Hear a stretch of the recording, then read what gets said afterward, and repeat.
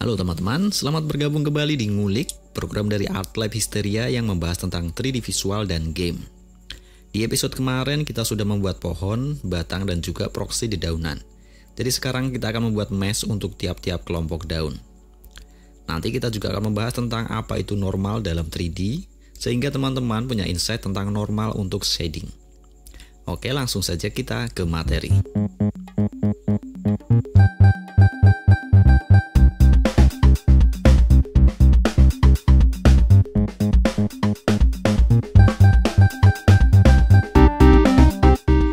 Sekarang saya akan pindah dulu pohon kita ke collection baru.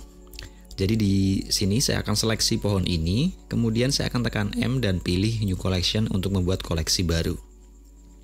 Saya akan beri nama Tree Base. Oke, kemudian saya akan uncheck ini untuk disable collection. Kemudian saya seleksi collection yang atas ini, yang pertama. Jadi nanti kita akan bikin dedaunan ini di collection ini. Saya akan Shift C dulu untuk kembalikan 3D cursor ini ke tengah. Nah, sekarang teman-teman lihat di pohon ini, dedaunannya terbentuk dari plane. Pohon dengan dedaunan plane seperti ini, keuntungannya adalah ringan, jadi sangat cocok untuk game. Plane ini basicnya adalah plane cross, jadi di sini saya punya base-nya, dan dia tersusun dari dua plane yang saling menilang atau cross. Oke, jadi kita akan buat dulu plane untuk base daunnya.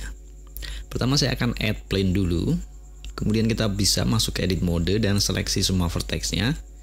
Jika sudah, tinggal kita rotasi dengan menekan R, kemudian kita tekan X untuk rotasi di sumbu X, dan saya entry angka 90 untuk rotasi 90 derajat. Untuk plane yang kedua, saya tinggal duplikat plane ini dengan Shift D, kemudian saya rotasi dengan tekan Z untuk memilih sumbu Z, dan saya masukkan 90 derajat di keyboard. Oke, base plane kita sudah terbentuk, sekarang kita akan buat materialnya. Di sini kita bisa ubah ke shader editor. Kemudian saya klik New untuk material baru, dan saya beri nama Leaves Matte. Untuk material saya tidak akan gunakan Principled BSDF, jadi saya akan hapus dulu node ini. Kita akan tambahkan tekstur untuk daun, jadi saya akan search node Image Texture. Kemudian akan saya cari tekstur untuk daun dengan klik Open di sini. Teman-teman bisa buat tekstur sendiri atau download. Di sini saya akan gunakan tekstur ini, jadi saya double klik saja tekstur daun hitam putih ini. Oke, berikutnya saya akan tambahkan node diffuse untuk warna dari daun. Kita koneksikan ke surface di sini. Teman-teman bisa ubah warna dari node diffuse ini. Bisa kita beri warna hijau daun atau mungkin kecoklatan jika musim gugur misalnya. Next saya akan tambahkan satu node lagi yaitu transparent BSDF agar plane ini transparan membentuk kumpulan daun. Caranya pertama kita mix dulu node diffuse dan transparent. Untuk cara cepatnya, bila teman-teman sudah aktifkan node wrangler, maka tinggal tekan dan tahan Ctrl Shift, kemudian klik kanan dan drag dari node diffuse ke transparent. Selanjutnya, tinggal hubungkan alpha dari image texture ini ke input factor dari mix node. Nah, di sini warnanya terbalik, seharusnya hijau berada pada daun. Jadi tinggal saya tukar saja input dari diffuse ke transparent seperti ini. Oke, nah untuk sekarang terlihat belum ada transparansi karena kita pakai render engine Eve. Jadi kita akan konfigurasi dulu shadernya. Jadi saya bisa masuk ke material panel ini, kemudian di setting semuanya masih opaque ternyata. Artinya belum ada transparansi sama sekali. Jadi saya akan ubah keduanya ini menjadi alpha hashed. Baik, sekarang kita sudah punya leaf base. Teman-teman bisa beri nama objek ini dulu. Kemudian saya akan masukkan dia ke collection baru, saya beri nama leaf 1. Kemudian saya bisa hide dulu dengan uncheck di collection ini. Oke, sekarang saya akan tambahkan icosphere, sama seperti icosphere yang kita gunakan untuk membuat proxy daun kemarin. Saya ubah ke Shade Mode. Berikutnya, saya akan ganti shader editor ini ke Geometry Node. Dan saya akan buat Geometry Node baru dengan nama Leaf 1. Sekarang kita akan distribusikan leaf base yang sudah kita buat tadi ke icosphere ini. Caranya kita akan tambahkan satu node baru yaitu node distribute points on faces. Teman-teman bisa coba juga menggunakan distribute points on volume. Tapi karena kebutuhan saya hanya pada permukaan icosphere, jadi saya akan pakai node ini dengan alasan agar poin-poinnya hanya menutupi permukaan icosphere saja. Jadi nantinya lebih sedikit mesh daun dan tentu saja lebih ringan. Di node ini saya akan pakai poison disk. Jadi saya bisa atur nilai minimal dan maksimalnya. Nantinya kita juga bisa expose nilai ini agar bisa diatur di modifier. Oke, berikutnya kita akan ubah poin-poin ini menjadi leaf base yang kita buat tadi. Caranya sama seperti saat kita menyebar dahan, yaitu dengan node instance on points. Kemudian untuk instance-nya, saya bisa tarik leaves dari collection ke node editor seperti ini. Nah, dan ketika saya connect geometry ke instance, maka leaf base akan menyebar di permukaan icosphere. Kita bisa preview dengan shader preview atau menekan Alt Z. Kita bisa coba cek juga scale-nya. Saya akan drag ketiga angka ini. Nah, scale dari tiap daun akan berubah. Berikutnya saya akan atur posisi dari dedaunan ini. Jadi saya bisa atur letak tiap daun apakah cenderung ke pusat icosphere atau menjauh dari titik pusat. Caranya saya tambahkan dulu satu node yaitu set position. Sama seperti namanya, node ini akan mengatur posisi dari tiap instance. Nah, hanya saja perubahan posisinya sama untuk tiap distance daun. Sedangkan yang saya mau adalah posisi relatif ke pusat icosphere. Untuk itu kita akan atur posisinya berdasarkan nilai normal. Nah, nanti kita akan bahas lebih jauh tentang normal, tapi untuk sekarang saya akan visualisasikan dulu di sini. Saya akan aktifkan display normals. Nah, jadi normal adalah arah yang dimiliki tiap face untuk kemudian dikalkulasikan dalam render. Jadi gampangnya, ketika arah lampu mencapai face, maka dia akan dipantulkan berdasarkan arah normal ini. Nah, yang kita lihat ini adalah normal keluaran dari distribute on point. Jadi kita juga bisa gunakan ini untuk mengatur posisi dari tiap daun. Caranya, kita connect normal dari sini ke offset. Tampak mesh tiap daun berubah posisi menjauhi pusat icosphere. Jadi sekarang kita bisa atur letaknya dengan menambahkan vektor math. Kita tambahkan vektor math di sini, kemudian operasinya akan saya ubah menjadi scale. Nah, sekarang jika saya ubah nilainya, saya bisa atur posisi daun relatif dari titik pusat icosphere. Lanjut berikutnya, saya akan mengacak rotasi dari tiap-tiap daun ini.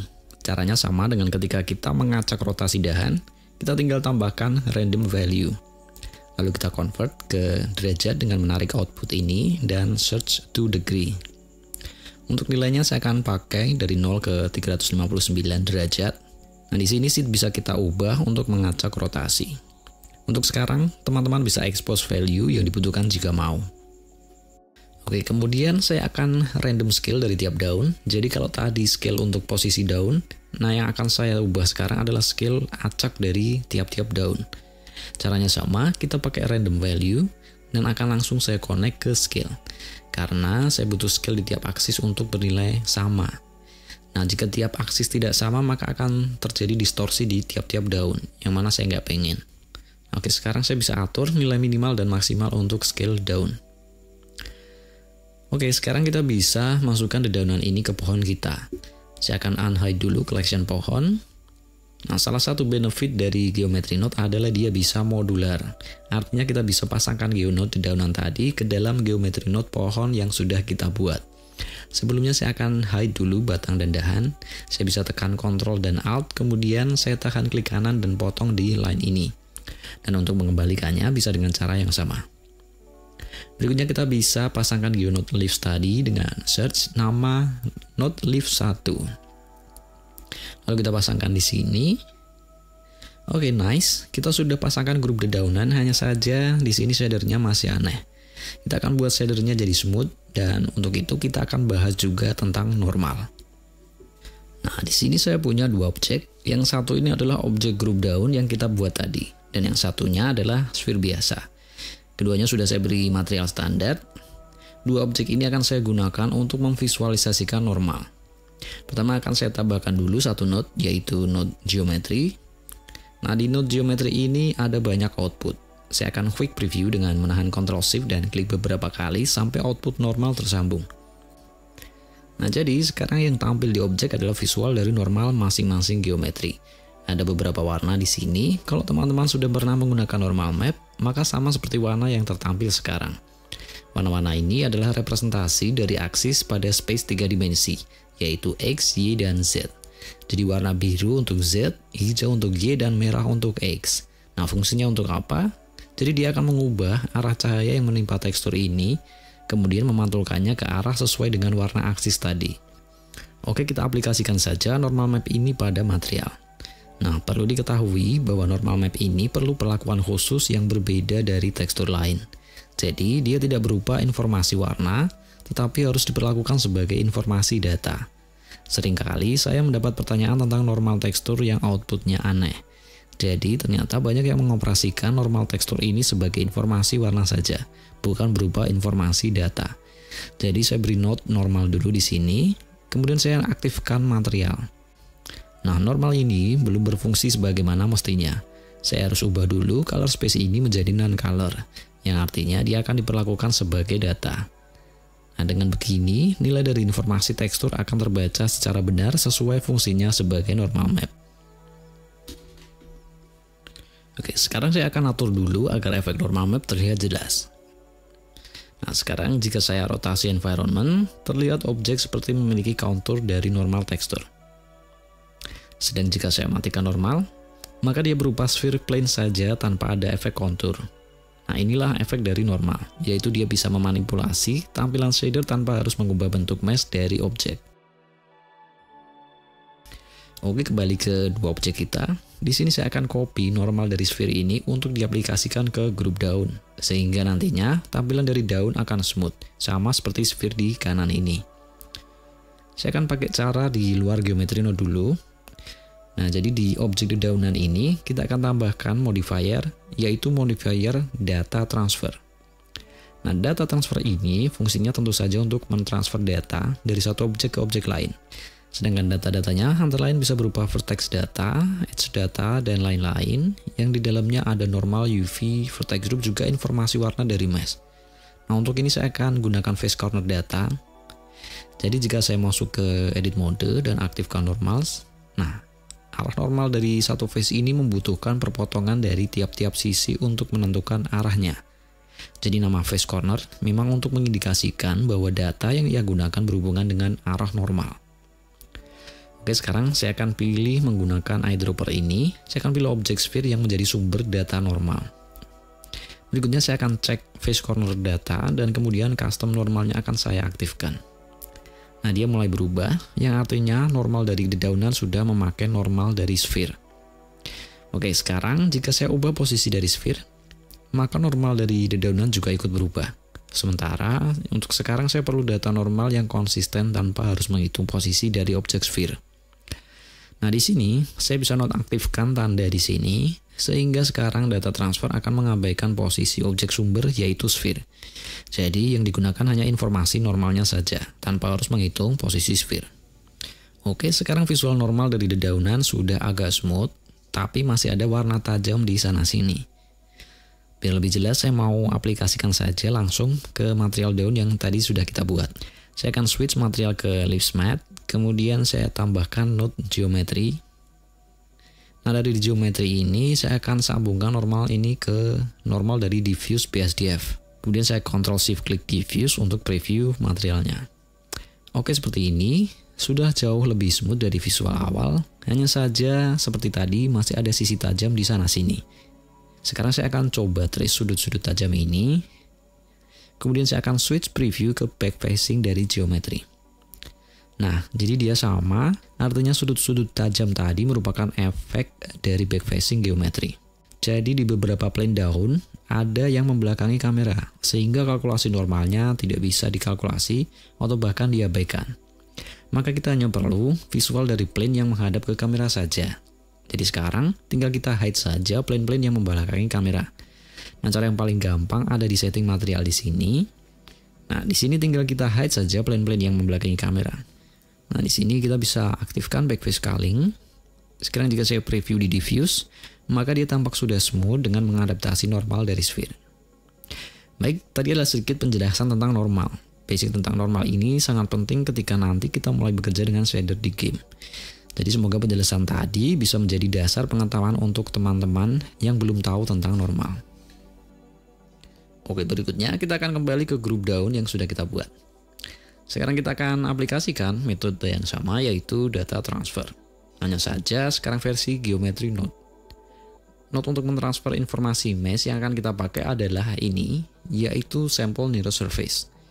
Node ini sama seperti namanya, dia akan mengambil atau mensampling geometri dari sini untuk kemudian mengoutput data dari geometri tadi. Nah, data yang akan kita output tentu saja data normal. Data normal ini merupakan data vektor. Jadi saya ubah float di sini menjadi vektor. Kemudian baru saya tambahkan node normal. Output dari normal akan masuk ke value dan nanti dari value ini kita akan output agar bisa diakses oleh material. Kita tarik saja dari value ke sini. Kemudian saya bisa kasih nama ini menjadi normal. Nah, jika teman-teman lihat di modifier geometry node dan expand output attributes, maka di sini akan ada properti baru bernama normal. Nah, sebelum bisa diakses oleh material, kita harus kasih nama dulu di sini. Perlu diperhatikan, usahakan nama yang diberikan jangan menyerupai nama properti yang sudah ada di Blender. Semisal normal, color, factor, usahakan namanya otentik ya. Saya akan kasih nama NM saja untuk normal map. Nah, saya mau split dulu node editor ini. Kemudian node editor yang kiri ini akan saya ubah menjadi shader editor. Oke, lalu saya mau akses material dari daun tadi. Jadi di group daun ini tidak ada material sama sekali, karena material sebenarnya hanya mengambil dari leaf base. Jadi saya akan tambahkan saja material daun ke grup daun. Meskipun sebenarnya material ini tidak secara langsung teraplikasikan ke grup daun, tapi hanya agar saya gampang untuk mengaksesnya saja. Oke baik, sekarang untuk mengakses normal dari geometry node yang telah kita output, maka kita harus akses menggunakan satu node, yaitu node attribute. Kemudian untuk nama dari attribute ini, kita bisa copy paste dari output normal di modifier. Saya akan copy ini, kemudian saya paste di name modifier. Nah, sekarang mari kita cek dulu apakah normalnya sudah mau keluar. Nah, ternyata di sini hanya hitam saja, belum ada normal yang tervisualisasi. Bahkan ketika saya sambung normal ke normal diffuse, dia masih tetap flat tanpa normal sama sekali. Masalah ini bukan berada pada material, tapi ada di sisi geometry node. Jadi di sini geometry node belum menganggap group daun ini sebagai mesh asli. Nah, jika sekarang saya coba convert geometry node ini menjadi mesh dengan Alt C, maka dia akan hilang. Sedang seharusnya ketika di-convert menjadi mesh, objek dedaunan tadi tetap ada dan berubah menjadi mesh object. Nah, hal ini terjadi karena geometry node hanya menganggap mesh daun sebagai buffer visual saja. Lalu, agar plane-plane dedaunan ini menjadi mesh asli, maka kita perlu tambahkan satu node yaitu realize instance. Kita tambahkan setelah instance on points. Nah, sekarang sudah terlihat normal dari dedaunan ini. Dan jika saya coba convert ke mesh, maka dia tetap menjadi mesh geometry. Sekarang coba kalau kita output material semuanya dari mix shader. Ya, ternyata material menjadi full transparan tanpa ada tekstur dedaunan. Nah, untuk kali ini penyebabnya adalah UV map. Jadi jika saya convert ke mesh dan saya cek UV-nya, nah, dia tidak memiliki UV sama sekali. Sementara seharusnya UV sama seperti di leaf base, yaitu seperti ini. Nah, cara untuk assign UV dari geometry node ke material adalah sama, yaitu dengan node attribute. Rata-rata memang dari geometry node ini bisa diakses oleh material melalui node attribute ini ya.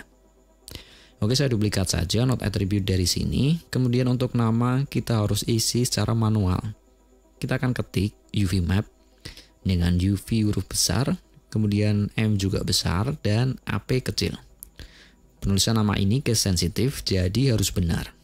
Sekarang, jika saya connect di sini, kita lihat hasil shadernya. Nah, dia sudah menjadi smooth. Saya akan coba ubah bentuk dari icosphere-nya. Ketika saya scout, ternyata formasi dedaunan mengikuti bentuk dari icosphere. Nah, ini menarik. Dan ketika saya coba extrude, dedaunan benar-benar mengikuti bentuk dari mesh. Dari geonode ini saja, kita bisa manfaatkan untuk membuat semak atau bahkan tanaman merambat. Oke, sekarang node ini sudah siap, kita gabungkan ke node symbol tree kita. Saya mau pindah dulu dedaunan ini ke collection baru, yaitu backup, lalu kemudian saya hide. Fokus di symbol tree, di sini kita output dulu normal dari node group leaves. Yang ternyata shading belum keluar. Jadi bila tadi semak kita gunakan mesh icosphere yang asli, maka di geometry node ini, mesh icosphere untuk group daun masih berupa instance buffer saja. maka perlu kita convert menjadi mesh asli menggunakan node realize instance. Jadi saya duplikat node realize instance ini, lalu saya taruh sebelum sample nearest surface. Nah, kita tempatkan di sini agar normal yang ditangkap node ini berasal dari mesh asli, bukan buffer saja. Berarti sekarang struktur geometri node kita sudah komplit. Kita bisa unhide batang dan dahan. Teman-teman juga bisa expose semua variabel yang perlu diekspos. Nah, untuk membuat pohon baru, kita tinggal duplikat saja pohon dengan Shift D. Kemudian di edit mode, kita hapus saja semua control point dan gambar baru untuk membuat pohon baru. Oke, demikian teman-teman untuk tutorial membuat simple tree dengan geometri node. Semoga ada manfaat yang bisa diambil. Terima kasih sudah mengikuti, sampai ketemu di ngulik berikutnya dan salam.